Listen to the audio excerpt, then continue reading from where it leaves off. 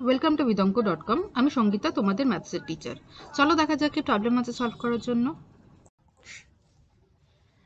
ত্রিভুজ এবিসি এর বিসি বাহুর সমান্তরাল সরলরেখা এবি ও এসি বাহুকে যথাক্রমে পি ও কিউ বিন্দুতে ছেদ করেছে।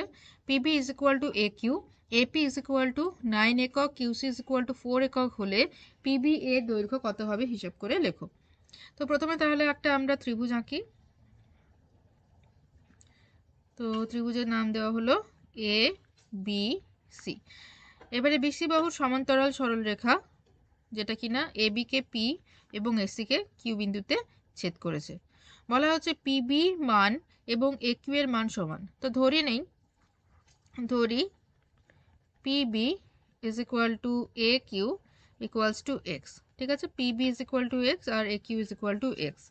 আর বলা হচ্ছে এপি হচ্ছে 9 একক আর কিউসি হচ্ছে 4 একক। ঠিক আছে, তো এই হলো আমাদের সিচুয়েশন। তো আমাদের নির্ণয় করতে হবে পিবি এর মান কত, মানে এক্স এর মান আমাদের নির্ণয় করতে হবে।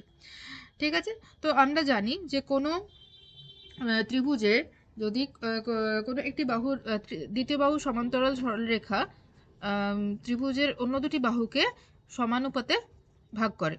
ঠিক আছে, সমানুপাতে ছেদ করে। তো তাহলে এখানে যেহেতু পি কিউ সমান্তরাল বিসি, তাহলে আমরা বলতে পারি যে AP by B PB is equal to A Q by QC.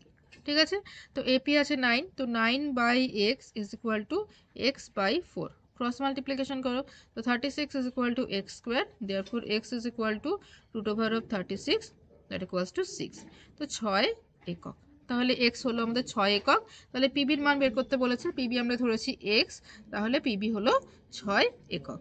ওকে, অতএব পিবি ইজ ইকুয়াল টু 6 একক। ওকে, তো this is our answer. Thank you for watching vidonko.com। অঙ্কের আরও প্রবলেম এবং সলিউশনের জন্য আমাদের ওয়েবসাইট অবশ্যই ব্রাউজ করো।